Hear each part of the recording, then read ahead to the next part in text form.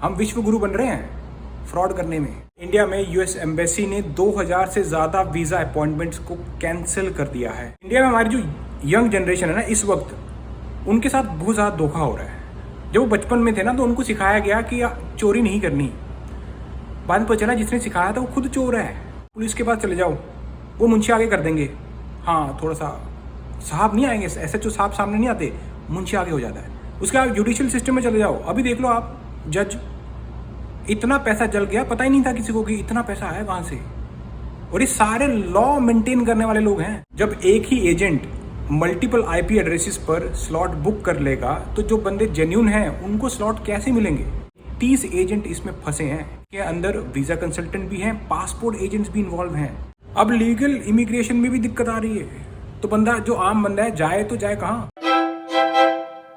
Welcome back अबड़ी, सत श्री अकाल, सब वधिया ते कमाल। इंडिया में यूएस एम्बेसी ने 2000 से ज़्यादा वीज़ा अपॉइंटमेंट्स को कैंसिल कर दिया है। फ्रॉड की वजह से, स्कैम की वजह से। एक ही एजेंट मल्टीपल एप्लीकेशन लगा रहा है, फिर वो आगे उन्हीं स्लॉट्स को पैसे में बेच रहे थे। आज फिर करते हैं बात। इस दुनिया में अगर आपको किसी कंट्री का वीज़ा लेना है तो सबसे आसान वीज़ा अमेरिका का है। अब काफ़ी लोग बोल रहे होंगे, सर क्या बात कर रहे हो यार, इतना मुश्किल है, ऑलरेडी इतनी वेटिंग चल रही है। ये वेटिंग वगैरह इसलिए पड़ जाती है जब फ्रॉड बीच में होना शुरू हो जाता है। आप जेन्यून हो, आपकी एप्लीकेशन जेन्यून है, हो ही नहीं सकता कि आपका वीज़ा डिनाय हो। लेकिन जब ये एजेंट लोग, काफ़ी बीच में पैसा खाने वाले लोग आ जाते हैं, ये लोग क्या करते हैं, ये सारे स्लॉट्स एक ही ID से सारे स्लॉट बुक कर लेते हैं। फिर उन्हीं स्लॉट को ये लोग लाखों लाखों रुपए में बेच रहे हैं। अब इसमें होता क्या है, जो बंदा जेन्यून है ना, वो उसका नंबर ही नहीं लगता। वो बोलता है यार स्लॉट ही नहीं खुल रहे। एक ही एजेंट मल्टीपल IP एड्रेसेस पर स्लॉट बुक कर लेगा, तो जो बंदे जेन्यून हैं उनको स्लॉट कैसे मिलेंगे। इसी का पर्दाफाश हो चुका है। यूएस एम्बेसी ने जब इन्वेस्टिगेशन की तो उन्होंने देखा कि यार ये जो बैड एक्टर्स हैं, ये लोग जो फ्रॉड करके स्लॉट को ऑलरेडी बुक कर लिया है, उसके बाद आगे पैसे में बेच रहे हैं लोगों को। इससे पूरे सिस्टम की इंटीग्रिटी बिगड़ चुकी है। कितना खतरनाक एक्सप्लॉयटेशन हो रहा है। आप देखो, यूएस कॉन्सुलेट सिस्टम में ही ऑलरेडी स्लॉट जो है, एक ही एजेंट मल्टीपल IP एड्रेसेस पे पहले स्लॉट बुक कर लेते हैं, फ्रॉड डॉक्यूमेंट लगा रहे हैं, सब कुछ फ्रॉड है, इवन डॉक्यूमेंट्स बिक रहे हैं। जब इन्वेस्टिगेशन हुई, ये सब चीज़ें पता की गई। करीब 30 एजेंट इसमें फंसे हैं, इस सब चक्रों में, जिसके अंदर वीज़ा कंसल्टेंट भी हैं, पासपोर्ट एजेंट्स भी इन्वॉल्व हैं। तो आप सोचो यार, कितने ऊपर वाले लेवल पे इंडिया में इस वक्त दिक्कतें हैं। हमारा जुडिशियल सिस्टम आप देख लो, हज़ारों करोड़ों रुपए भी ऐसे ही पड़े हुए हैं, वो जल गए। आपने भी देखा ही होगा न्यूज़ पे।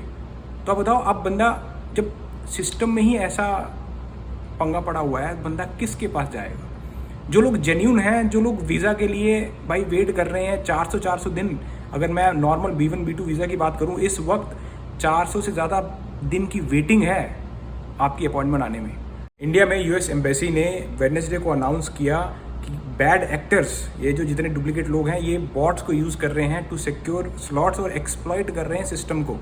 इसलिए इन्होंने जितनी भी ऐसी अपॉइंटमेंट्स हैं, इनको टर्मिनेट कर दिया है और इनके जितने भी अकाउंट्स हैं उनको सस्पेंड कर दिया है। इंडिया में हमारी जो यंग जनरेशन है ना, इस वक्त उनके साथ बहुत ज़्यादा धोखा हो रहा है। जब वो बचपन में थे ना, तो उनको सिखाया गया कि चोरी नहीं करनी। बाद में पता चला जिसने सिखाया था वो खुद चोर है। आपको मैं एग्जांपल दे देता हूँ, आप पुलिस के पास चले जाओ, वो मुंशी आगे कर देंगे। हाँ, थोड़ा सा साहब नहीं आएंगे, SHO साहब सामने नहीं आते, मुंशी आगे हो जाता है। उसके बाद जुडिशियल सिस्टम में चले जाओ, अभी देख लो आप, जज, इतना पैसा जल गया, पता ही नहीं था किसी को कि इतना पैसा आया कहाँ से। और ये सारे लॉ मेंटेन करने वाले लोग हैं, जो लॉ को फॉलो करके चलते हैं, सच्चाई पे चलते हैं। सबसे बड़े चोर यही हैं।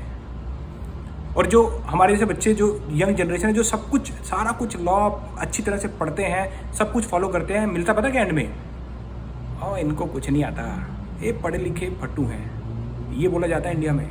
जो लोग अनपढ़ हैं ना, जो लोग अनपढ़ हैं, वो अपने आप को समझते हैं कि बहुत अच्छा सिस्टम चल रहा है, हमारे कंट्रोल में है। वो पढ़ते भी नहीं है, तब भी उनसे PhD की डिग्री निकल रही होती है, पैसे मिल जाते हैं ना, पैसे दो, डिग्री ले लो। यही हो रहा है।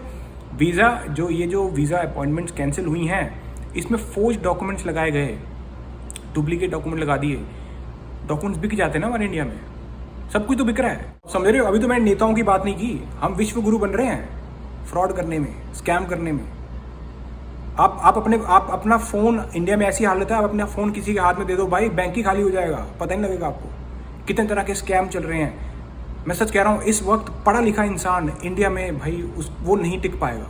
अगर तुम चोर नहीं बनोगे तो तुम्हें लूट लिया जाएगा, तो चोर तो बनना पड़ेगा इस वक्त। इंडिया में यंग जनरेशन, यही एक कारण है बाहर की तरफ जा रही है। बाहर क्यों जा रहे हैं लोग? अंदर जो आम बंदा है ना हमारा इंडिया का, जो पढ़ा लिखा, बोल रहा हूँ, अनपढ़ की बात नहीं कर रहा, अनपढ़ तो वैसे शेर बना हुआ इंडिया में।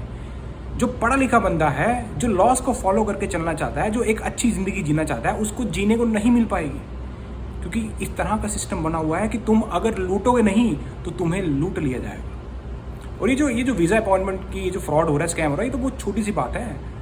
मेन मुद्दे तो बहुत बड़े बड़े हैं। इसी वजह से जितने भी हमारे पढ़े लिखे बच्चे हैं वो बाहर की तरफ जाते हैं कि यार बाहर कंट्रीज में जाता हूँ। ऐसा थोड़ी यहाँ पे आते उनको उनका स्वागत किया जाता है, अरे आ जाओ सर, अरे यार आराम से रहना, आपने सोना है। डबल मेहनत करनी पड़ती है। यहाँ पे नेगेटिव से स्टार्ट करते हैं लोग, लोन लेकर आते हैं, उसको निपटाते हैं, उसके बाद शुरू करते हैं। सिर्फ एक बेहतर जिंदगी के लिए, एक डिसिप्लिन लाइफ के लिए लोग बाहर जाते हैं कि भाई बाहर जाके बेशक कम पैसा ही हो। इंडिया में बहुत पैसा भाई, ऐसा नहीं है कि इंडिया में पैसा नहीं है लोगों के पास, लेकिन 2 नंबर का है ना।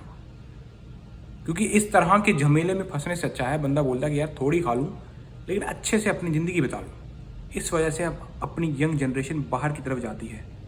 बाहर कंट्रीज़ की तरफ देखना पड़ता है, अपना घर छोड़ना पड़ता है, फैमिली छोड़नी पड़ती है, अपने दोस्त छोड़ने पड़ते हैं। किस लिए? कि यार फ्यूचर आने वाली जनरेशन चोर ना बन जाए। प्रेसिडेंट डोनाल्ड ट्रंप ने इलीगल इमिग्रेशन पे क्रैकडाउन किया। कितने बड़े बड़े स्कैम निकले, एजेंट निकले भाई, 70-70, 80-80 लाख लेकर लोगों को इलीगली पहुंचा रहे थे।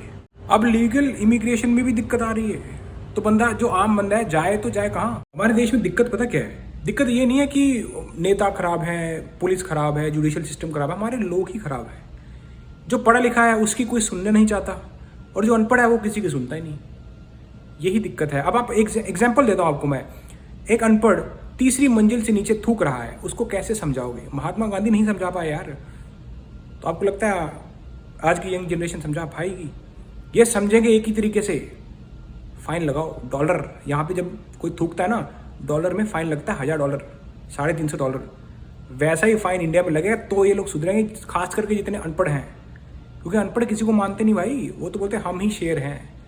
और यही शेरगिरी के चक्कर में इंडिया विश्व गुरु तो भूल जाओ आप, इंडिया में फ्रॉड ही निकल जाए, वही बहुत बड़ी बात है। मतलब आपको ऐसी किसी इंटरेस्टिंग वीडियो में नेक्स्ट टाइम, देन चको फटे।